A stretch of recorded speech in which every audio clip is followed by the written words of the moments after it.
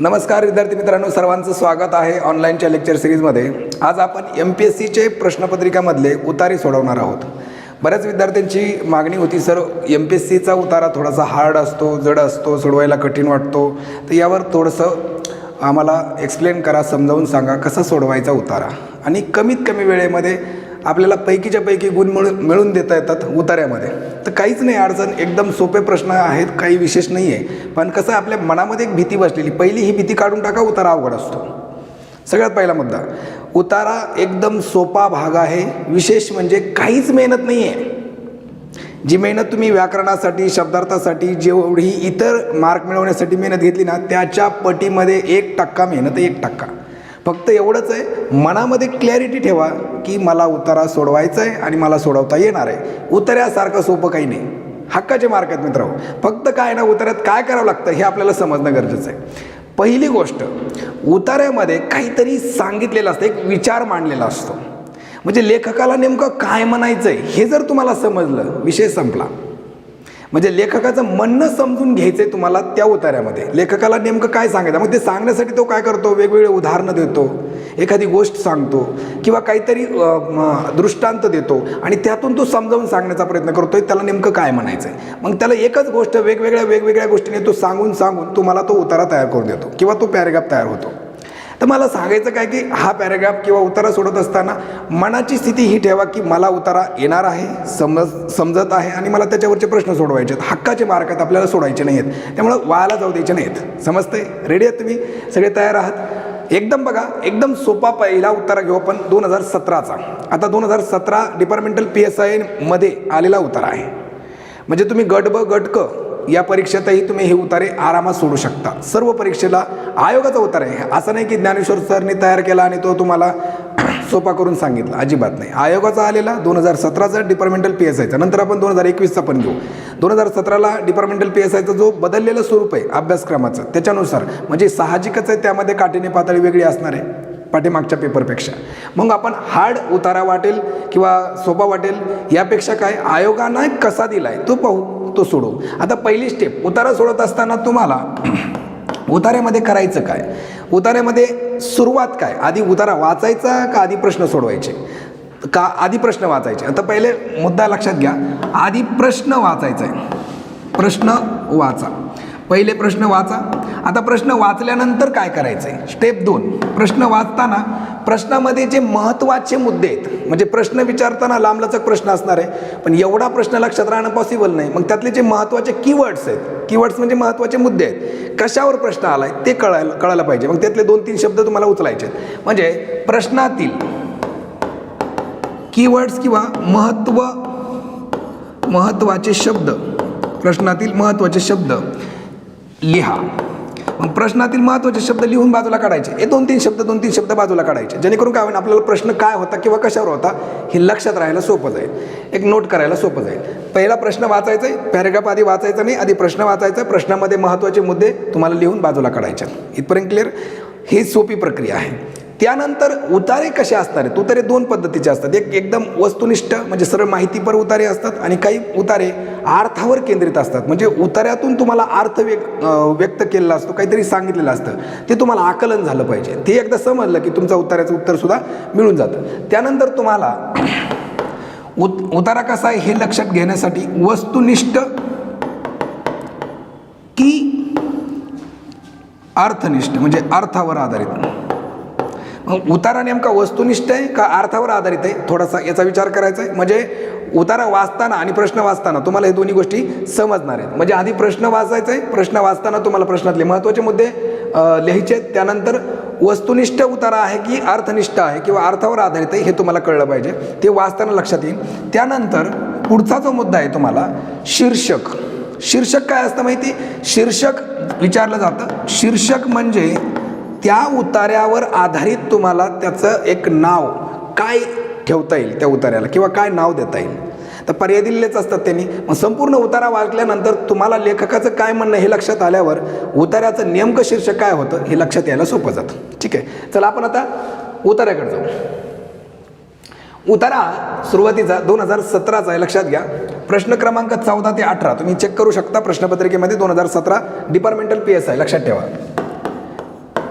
Departmental PSI paper 2017चा paper आहे. त्यामध्ये प्रश्न क्रमांक 14 आणि 18 उतार्या होते. मग आता याच्यामध्ये किती प्रश्न उतार्यावर आले? 5. बरोबर आहे. तर पहा, भाषावर आधारित उतारा दिलाय. मग उतारा आधी वाचायचा का आधी प्रश्न वाचायचे? आपण सुरुवात काय करतो? उतार्याकडे सुरुवात करतो. उतार्याकडे जायचं नाही आपल्याला, आधी प्रश्न पाहिजेत. मग चला आपण प्रश्नाकडे जाऊ. प्रश्न सुरुवातीला काय आहे बघा, मौखिक साहित्याला खालीलपैकी कोणत्या गोष्टीचा आधार घ्यावा लागतो? आता याच्यामध्ये तुम्हाला काय बघा, मौखिक साहित्य हा एक शब्द महत्त्वाचा आहे. मौखिक साहित्य आणि गोष्टीचा आधार. मौखिक साहित्याला गोष्टीचा आधार, हे 3 शब्द तुम्हाला लिहून बाजूला काढायचे. माझ्यासोबत तुम्ही नोट डाऊन करू शकता. मौखिक साहित्याला गोष्टीचा आधार, बरोबर. हे 2 शब्द आणि हा 1 शब्द, हे 3 शब्द आपल्याला आवश्यक आहेत याच्यामध्ये. क्लिअर? त्यानंतर साहित्याच्या लिखित भाषेत गद्याचा विकास कशामुळे होतो? बघा, लिखित भाषेत गद्याचा विकास, लिखित भाषेत गद्याचा विकास, हे शब्द महत्त्वाचे झाले. याच्यावर प्रश्न आहे, लिखित भाषेत गद्याचा विकास. आता हे तुम्हाला समजलं पाहिजे की महत्त्वाचं काय आहे त्याच्यात.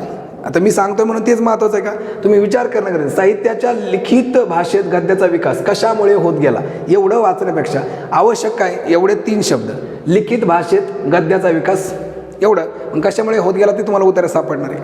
त्यानंतर लेखनात कशाची खास शक्ती असते असं लेखकाचं मत आहे. लेखनात कशाची खास शक्ती, खास शक्ती आहे ना, लेखनात आणि खास शक्ती. ठीक आहे, लेखनात खास शक्ती. ठीक आहे. त्यानंतर लिखित साहित्याच्या भाषिक शैलीचे स्वरूप कसे आहे? बघा, भाषिक शैलीचे स्वरूप विचारलं बरं. लिखित साहित्यामधलं भाषिक शैलीचं स्वरूप लक्षात ठेवा. इथं लिखित म्हणलंय, मौखिक नाही म्हणलं. मग मौखिक आहे का लिखित आहे, टायमाला घोटाळा करेल. लिखित हा एक शब्द महत्त्वाचा आणि भाषिक शैलीचं स्वरूप. ठीक आहे, लिखित भाषिक शैलीचं स्वरूप. पुढच्या प्रश्नामध्ये पहा, भाषा मुळात काय केली जाते? खालील पर्यायामधून अचूक पर्याय निवडा. भाषा मुळात काय केली जाते? मग भाषा मुळात काय, हे 3 शब्द. भाषा मुळात काय. आता हे तुम्ही नोट डाऊन का करायचं आहे? कारण आपल्याला टायमाला परत परत खालीवर वाचायला वेळ नाही भेटणार. मग तुम्हाला त्यासाठी नोट करून ठेवायचे. आणि हे तुम्हाला लई नाही, एक मिनटं खूप झाला, पटपट वाचायचं आणि कव्हर कर. लई 2 मिनटं. ठीक आहे, कारण आपल्याला हे हक्काचे मार्क सोडून तर देऊन जमणार नाही आणि मग हे पैकीच्या पैकी मार्क मिळवता येतात. आता तुम्ही प्रश्न लिहून घेतले, शॉर्टकटमध्ये कीवर्ड्स लिहिले, महत्त्वाचे मुद्दे लिहिले. आता आपण उतार्याकडे जाऊ. आता प्रश्न वाचताना तुम्हाला एक लक्षात आलंय, साहित्यावरचा उतारा आहे ना, साहित्यावरचा उतारा आहे. मग याच्यात लिखित साहित्य का मौखिक साहित्य, या दोन्ही गोष्टीचा उतारा आहे. पाहू आपण आता. याच्यामध्ये भाषा ही मुळात बोलली जाते. मग आता भाषा मुळात काय केली जाते असा शेवटचा प्रश्न होता बघा. भाषा मुळात काय? मग भाषा मुळात शब्द आला ना बघा, भाषा शब्द आला, मुळात शब्द आला. तुमचं कीवर्ड्स काम करतं की नाही पहा. भाषा मुळात काय केली जाते? भाषा मुळात बोलली जाते. मग तुमचं उत्तर बोलली जाते आहे. बघायचं तुम्हाला प्रश्नपत्रिकेत. प्रश्नाकडे जा. प्रश्नामध्ये सगळ्यात शेवटचा प्रश्न बघा. आता कसं झालंय, तुम्हाला सवय काय, पहिल्या प्रश्नाचं उत्तर वर सापडलं, त्याने उलटं केलं. पहिल्या प्रश्नाचं उत्तर सगळ्यात शेवटच्या प्रश्नाचं उत्तर सुरुवातीला दिलं. बघा, भाषा मुळात काय केली जाते? भाषा मुळात काय केली जाते? बोलली जाते. उत्तर नंबर 4 आहे का नाही? मग इतकं सोपं आहे ते. पण गंमत काय, आपण गडबडतोय. आपण स्वतःचा कॉन्फिडन्स लूज करून ठेवलाय, उतारा मला येणार नाही. अरे येणारच आहे, उतार्यासारखं सोपं काहीच नाही. पण गंमत काय की आपण स्वतःलाच कमजोर करून ठेवलंय उतार्याच्या बाबतीत. उतारा सोपा आहे, फक्त वाचा. हा, उतार्यामध्ये जर तुम्हाला परफेक्शन मिळवायचं तर एकच उपाय काय, प्रॅक्टिस आणि प्रॅक्टिस. रोज 1-2 उतारे तरी सोडवले पाहिजे. त्यांनी काय होतं की तुमची आकलन क्षमता जास्त काम करते. आले लक्षात? म्हणून उतार्याची प्रॅक्टिस आवश्यक आहे. तुम्ही म्हणले टायमाला मी उतारा सोडीन, तर तुमचा उतारा सुटेल पण वेळ जाईल. मग वेळ जर जाऊ द्यायचा नसेल तर रोज थोडासा वेळ देणं गरजेचं आहे, कारण परीक्षेतला वेळ वाचायचा. पुढे पहा, पहिल्या एका ओळीमध्ये तुमचं उत्तर निघालं. पुढे काय म्हणताय, आणि लिखित म्हणजे लिपिबद्ध भाषा ही दुय्यम स्वरूपाची असते. हे तत्व कोणत्याही प्रकारच्या लेखनाचा विचार करताना नेहमी लक्षात ठेवावे लागते. बोल भाषा प्रधान आणि लिखित भाषा गौण असणे मानवी समाजाच्या इतिहासावरून लक्षात येते. कारण लिप्यांचा शोध 3-4 हजार वर्षापलीकडे जात नाही. आजही 100% निरक्षर असलेले अनेक समाज पृथ्वीवर अस्तित्वात असून त्यांच्या बोलभाषा अत्यंत प्रभावी इतर कोणत्याही प्रगत समाजाच्या भाषा इतक्याच सक्षम आहेत. हिंदुस्थानातही 50% लोक भाषा फक्त बोलतात, लिहित नाहीत. लिखित भाषेचे हे गौण स्वरूप मान्य केल्यावर लेखन प्रक्रियेचे काही गुणधर्म लक्षात घ्यावे लागतात. हे बोल भाषेहून केवळ पद्धतीने नव्हे तर प्रकारानेही स्वतंत्र ठरतात. आता इथपर्यंत तुम्हाला लिखित भाषेचं स्वरूप असं काहीतरी विचारलंय बघा पुढं प्रश्नामध्ये. लिखित भाषेचं स्वरूप आहे का बघा. तुम्हाला असा एक प्रश्न कीवर्ड लिहिलेला आहे का बघा. लिखित भाषेचं स्वरूप पहा लवकर. आता लिखित भाषेचं स्वरूप प्रश्न आहे का बघा. इथं मौखिक साहित्याला गोष्टीचा आधार, त्यानंतर काय लिखित भाषेचा गद्याचा विकास, आणि मुद्दा काय होता लेखनात कशाची खास शक्ती असते. त्याच्यानंतर लिखित साहित्य भाषिक शैलीचे स्वरूप विचारले. लिखित भाषेचं नाही, काय लिहिलं आहे लिखित भाषिक शैलीचे. आता भाषिक शैलीचे हा शब्द आलेला नाही, म्हणजे तुम्हाला आतापर्यंत फक्त वाचायलाच लावलंय. त्यांनी अख्ख्या उताराच्या पहिल्या चरणामध्ये फक्त पहिल्याच ओळीमध्ये तुम्हाला उत्तर दिले, दुसरीकडे उत्तर दिले नाही. पुढे काय पहा, मेंदूला जाणवणारे संबोधन भाषिक प्रक्रियेत व्यक्त होताना लेखन प्रक्रिया बोलण्याच्या प्रक्रियेपेक्षा अधिक आंतरिक अर्थाच्या गाभ्याशी अधिक संलग्न राहून सूक्ष्मतर शैलीचे प्रकट करीत असतात राहते. आता बघा, गाभ्याशी अधिक संलग्न राहून सूक्ष्मतर शैलीचे प्रकट करीत असतात. त्यानंतर त्यामुळे आपण भाषण आणि लेखन यांच्यातला फरक केवळ बोलणे आणि लिहिणे या सामान्य क्रिया इतकाच वरवरचा राहत नाही.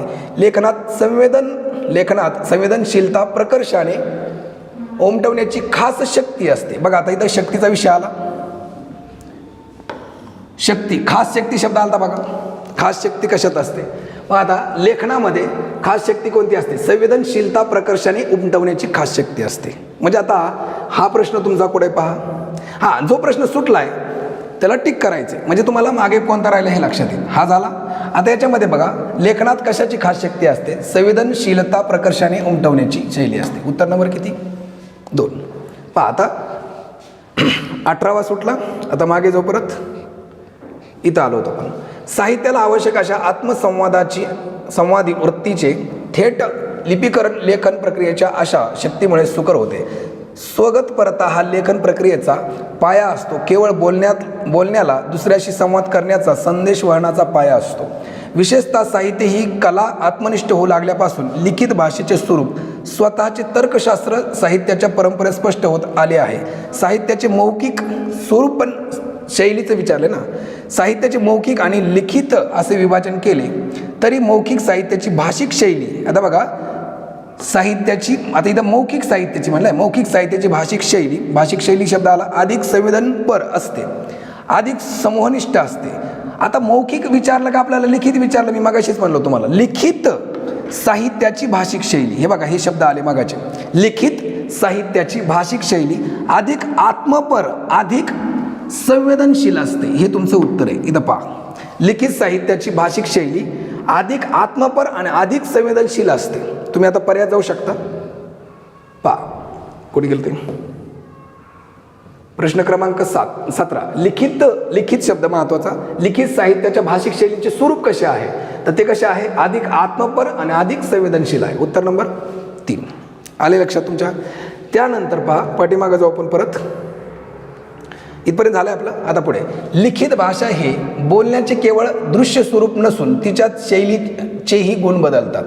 ह्यामुळे साहित्याच्या लिखित भाषेत गद्याचा विकास, बघा लिखित भाषेत गद्याचा विकास प्राय लेखन प्राधान्यामुळे होत गेला. आलं. लिखित भाषेत गद्याचा विकास कशामुळे होत गेला हा प्रश्न आहे बघा तुमचा. पहा, गद्याचा विकास लिखित भाषेत कशामुळे होत गेला. प्राय लेखन प्राधान्यामुळे. उत्तर नंबर 3.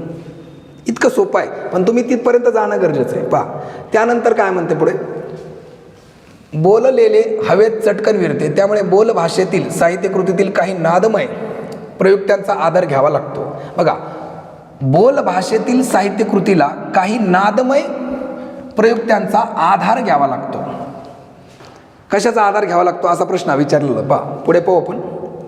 मौखिक साहित्याला खालीलपैकी कोणत्या गोष्टीचा आधार घ्यावा लागतो. आता मौखिक साहित्याला, मौखिक म्हणजे बोलण्याची भाषा आणि लिखित म्हणजे लिहिण्याची भाषा. मग आता इथं थोडा शब्द चेंज झाला, तुम्हाला हे समजलं पाहिजे एवढं की हा चेंज झालेला आहे. काय, त्यामुळे बोल भाषा म्हणजे काय मौखिक भाषा. बोल भाषेतील साहित्यकृतीला काही नादमय प्रयुक्त्यांचा काय घ्यावा लागतो आधार. ते म्हणजे कशाचा आधार घ्यावा लागतो. बोल भाषेला म्हणजेच काय मौखिक भाषेला. मग इथं नादमय प्रयुक्त असं पर्याय आहे का आपण चेक करू. पहा, युक्त्या प्रयुक्त्यांचा, काही नादमन प्रयुक्त्याचा. आता इथं नादमय प्रयुक्त्यांचा, युक्त्या प्रयुक्त्या म्हणलं का ते नाही. इथं उत्तर काय पाहिजे काही नादमय प्रयुक्त्यांचा. संपला विषय. 14 सुटला, त्यानंतर तुमचा 15 सुटला, त्यानंतर 16 पण झाला, 17 झाला आणि तुमचा 18 पण झाला. इतकं सोपं आहे. पण बघा आता हे तुम्हाला मी समजून सांगतोय म्हणून थोडंसं स्पीड कमी. मला जर सोडवायचं असतं तर मी याला लवकर कव्हर केलं असतं, तुम्हीही लवकर कव्हर केलं असतं एकट्याला सोडवायचं म्हणल्यानंतर.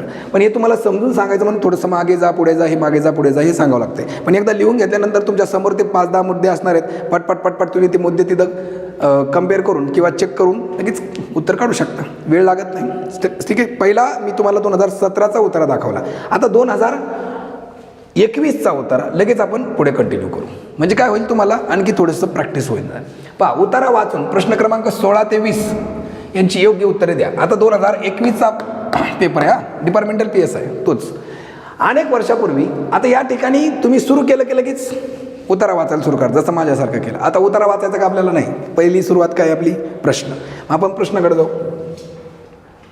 पहिला प्रश्न काय, मासिकातील गोष्ट कशाबद्दलची आहे. मग मासिकातील गोष्ट महत्वाचा मुद्दा नोट करायचा,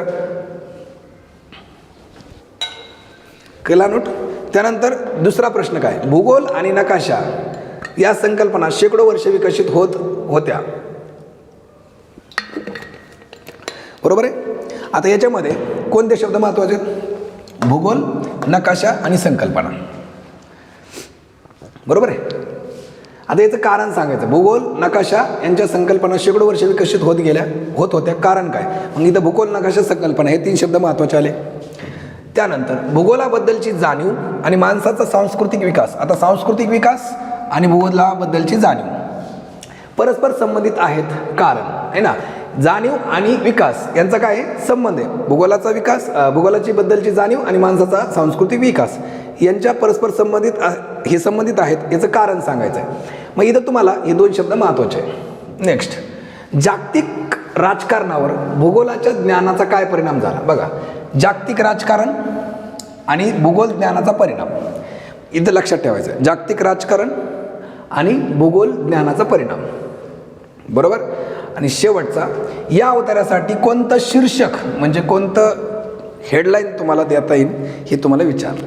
आता इथं शीर्षकावरचा पण प्रश्न आहे. चला आता आपण पॅराग्राफकडे जाऊ किंवा उतार्याकडे जाऊ. चला सुरुवात करूया. उतारा थोडासा मोठा आहे. अनेक वर्षापूर्वी चांदोबा मासिकात एक गोष्ट प्रसिद्ध झाली होती. त्यांनी विचारलंय गोष्ट मासिकात कोणती गोष्ट आहे, कोणत्या मासिकात नाही विचारलं, गडबडीत होण्याची शक्यता आहे. मग मासिकात एक गोष्ट प्रसिद्ध झाली. आता कोणती गोष्ट झाली होती ते पाहायचंय. मनोहर नावाचा साहसी आणि सत्प्रवृत्त राजा असतो. तो राजा आपल्या राज्यातील दर्यावर्दी लोकांना एक आव्हान देतो. समुद्राची सीमा नक्की कुठे संपते हे त्यांनी शोधायचे असते.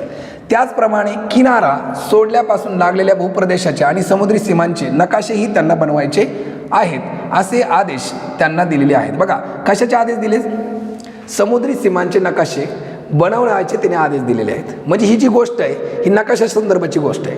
मग आता पहा, मग उत्तर तुमचं इथंच निघतंय. तुम्हाला जर तुम्हाला पाहिजे असेल तर प्रश्न काय होता बघा, मासिकातील गोष्ट कशा संदर्भात आहे.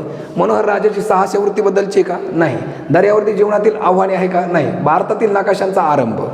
म्हणजे इथं उत्तर तुमचं लगेच कळून जातं की नकाशा बद्दलची गोष्ट आहे. ठीक आहे, भारतातले नकाशे तेव्हा सुरू झाले. तुम्ही तरी पण आता कंटिन्यू केलं तुमच्या लक्षात येऊन जाईल. पुढे वाचू आपण. मला एवढंच म्हणायचं आहे, उतारा 3दा वाचण्यापेक्षा उतारा एकदाच वाचायचा आहे. प्रश्न एकदा वाचला, उतारा एकदा वाचला, विषय संपला.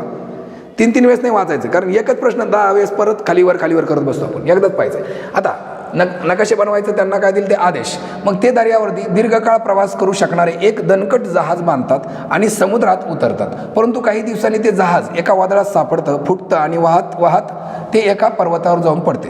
त्या पर्वताचे नाव असते श्रीकुंज, पर्वताचं नाव आहे. महत्त्वाचे मुद्दे जे आहेत तुम्ही वाचता ते कव्हर करू शकता.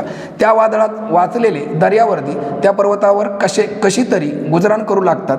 बरेच दिवस जहाज परत आले नाही, म्हणून राजा मनोहर दर्यावर्दीच्या शोधात दुसरे जहाज पाठवतो. त्या खलाशांना प्रवास करता करता वाटेत तो श्रीकुंज पर्वत लागतो. संकटातून वाचलेले ते दर्यावर्दी आणि त्यांच्या शोधात आलेले खलाशी त्यांच्या प्रवासाचे नकाशे बनवितात. बघा, आता त्यांच्या प्रवासाचे काय बनवतात ते नकाशे बनवतात. भारतात बनलेले ते पहिले नकाशे.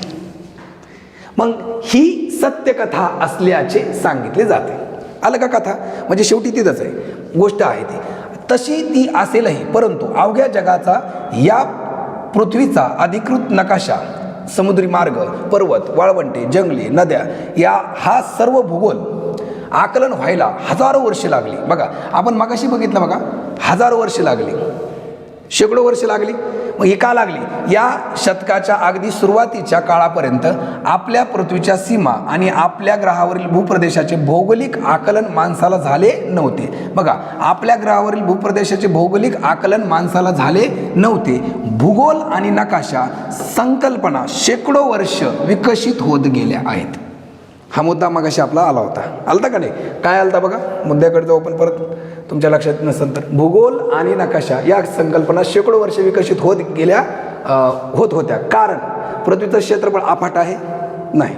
एकेका भौगोलिक घटकाच्या माहितीसोबत टप्प्याटप्प्याने आकलन वाढत गेले. आकलन शब्द मगाशी इथे झाला बघा, आकलनाचा संबंध आहे. म्हणजे एकेका भौगोलिक घटकाचा माहितीसोबत, म्हणजे माहिती तर पाहिजेत आणि त्या टप्प्याटप्प्याने आकलन वाढत गेले. एकदम आपल्याला समजलं नाही, वेळ गेला खूप.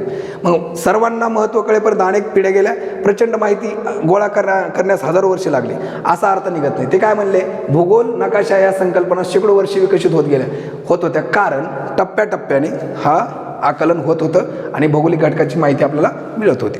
मग भौगोलिक घटकाच्या माहितीसोबतच आपल्याला टप्प्याटप्प्याने आकलन होत गेलं की नकाशे कसे आहेत. म्हणून याला आपल्याला शेकडो वर्ष लागली. उत्तर नंबर किती? 2. आता तुम्हाला थोडंसं समजून घ्यावं लागते, अर्थ काय आहे त्याचा निघतो हे पण कळलं पाहिजे. नाही तर तुम्ही म्हणणार ते शाळेतल्यासारखा नकाशा म्हणजे पर्यायच सापडत का काय, असं नाही होणार. पुढे पाहता असे म्हणता येईल की भूगोलाचे नकाशांचे भान होतच. आता तुम्हाला एक गोष्ट कळली का? आता ही जे उतार आहे हा कसा चाललाय? आधी नकाशाची कथा सांगितली, नकाशा कसे सुरू झाले, म्हणजे नकाशाचा आरंभ, भारताच्या नकाशाचा आरंभ कसा झाला त्याची एक सत्य कथा सांगितली. त्यानंतर ह्या नकाशाचं आकलन व्हायला किती वेळ गेला, कशामुळे गेला, काय काय घडलं ते सांगितलं. आता याचा परिणाम जो आहे तो पुढे सांगितला. असं म्हणता येईल की भूगोलाचे नकाशाचे भान होतच माणसाची सांस्कृतिक उत्क्रांती होत गेली. बघा आता भूगोलाचे नकाशाचे काय भान होतच माणसाच्या सांस्कृतिक उत्क्रांती होत गेली. भूगोलाच्या ज्ञानाशिवाय साम्राज्यशाही प्रस्थापित झाली नसती. म्हणजे भूगोलाच्या ज्ञानामुळे काय झालं हे तुमच्या लक्षात येते. काय झालं? भूगोलाच्या ज्ञानाशिवाय साम्राज्यशाही प्रस्थापित झाली नसती. म्हणजे साम्राज्यशाही कशामुळे झाली? भूगोलाच्या ज्ञानामुळे साम्राज्य निर्माण झाले. वसाहती स्थापन केल्या गेल्या नसत्या. म्हणजे वसाहती पण स्थापन कशामुळे झाल्या? नकाशामुळे झाल्या. भांडवलशाही विकसित झाली नसती. भांडवलशाही पण कशामुळे विकसित झाली? मग नकाशामुळे. विविध भाषा, चालीरीती, रूढी, जीवनशैली समजल्या नसत्या. म्हणजे लोकांच्या विविध भाषा, विविध चाली, रूढी, जीवनशैली माणसाला समजायला लागल्या ह्या नकाशाच्या शोधामुळं. खरं म्हणजे आज आपण राष्ट्र म्हणून या भूप्रदेशांना ओळखतो तो राष्ट्रवादही जन्माला आला नसता. म्हणजे यांचं असं म्हणणं आहे एवढ्या सगळ्या गोष्टी झाल्या नसत्या जर फक्त कोण नसतं? नकाशे नसते तर. म्हणजे माणसाची प्रगती उत्क्रांती ही कशावर डिपेंड आहे? नकाशामुळे डिपेंड आहे. म्हणजे माणसाला नकाशाचा शोध लागल्यामुळं या भूगोलाच्या ज्ञानाशिवाय, म्हणजे भूगोलाचं ज्ञान झालं माणसाला नकाशामुळं, आणि या भूगोलाच्या ज्ञानाशिवाय साम्राज्यशाही असू द्या किंवा तुमच्या वसाहती असू द्या, भांडवलशाही असू द्या, चालीरूढी असू द्या, जीवनशैली असू द्या किंवा राष्ट्रनिर्मितीची संकल्पना ह्या फक्त कशामुळे निर्माण झाल्या? भूगोलाच्या ज्ञानामुळे. आणि भूगोलाच्या ज्ञानाचा विषय प्रश्नपत्रिकेत आलाय. आता आपण प्रश्नाकडे जाऊ. हे झाला विषय, पहिला प्रश्न संपलाय. भूगोल आणि संकल्पना हे पण झालं. भूगोलाबद्दलची जाणीव आणि माणसाचा सांस्कृतिक विकास परस्पर संबंध आहे. आता हे तुम्हाला वाचताना लक्षात आलंय. भौगोलिक ज्ञानाचा आधार भूप्रदेशावर वर्चस्व मिळवताना मिळाला. आणि भौगोलिक ज्ञानामुळे काय काय घडलं? भौगोलिक ज्ञान आताच आपण शिकलो. भौगोलिक ज्ञानाचा आधार घेऊन माणसाने काय केलं? भौगोलिक ज्ञानाचा आधार घेऊन भूप्रदेशावर वर्चस्व मिळवताना मिळाला. म्हणजे आधार घेतला. लोकांना नकाशे माहीत झाले म्हणून लोकांना भूप्रदेशाची माहिती झाली आणि म्हणून त्याच्यावरती वर्चस्व मिळवण्यासाठी लोक अग्रेसर झाले. पुढे काय झाले? भौगोलिक ज्ञानामुळे नैसर्गिक संपत्तीचा आपल्याला सुखसोयींसाठी अधिकाधिक वापर होऊ लागला. बरोबर आहे? म्हणजे दोन्हींचा या ठिकाणी उपयोग झालेला आहे. म्हणून हा संबंध आहे, कारण आहे. बघा भूगोलाबद्दलची जाणीव आणि माणसांचा सांस्कृतिक विकास, उत्क्रांती मागाशी बघितली आपण, माणसाची उत्क्रांती आणि भूगोलाबद्दलची जाणीव यांचा परस्पर संबंध आहे. कारण भूगोलाच्या ज्ञानाचा आधार घेऊन भूप्रदेशावर वर्चस्व मिळवता आले. दुसरं, भौगोलिक ज्ञानामुळं नैसर्गिक संपत्तीचा आपल्याला सुखसोयींसाठी अधिक वापर होऊ लागला. म्हणजे दोन्ही पण होणार. इथं काय? अ आणि ब. उत्तर नंबर 3.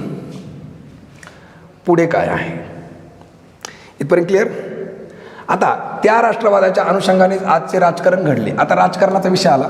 मग अशी आपण राजकारणाचा काय परिणाम झाला ते सांगितलं. युनोमधले 250 देश, युनो है ना, युनोमधले 250 देश त्या भूगोल ज्ञानावरच आपल्या सार्वभौमत्वाच्या सीमा निश्चित करीत असतात. आत्ताच आपण जे प्रश्नाचं उत्तर घेतलं ते याच्यात तुम्हाला निघतंय.